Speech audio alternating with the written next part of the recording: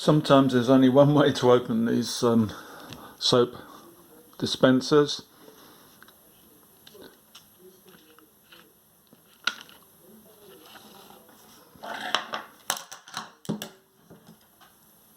I've got the Vise grip here, or mole grip, depending on your nationality.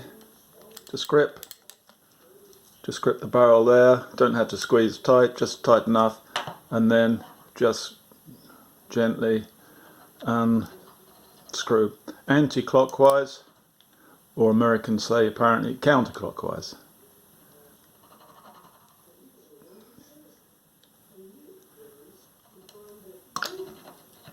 There you are. Okay. In theory, you don't need to do that. You could have left the thing in the bottle and just turned it, but that often doesn't work.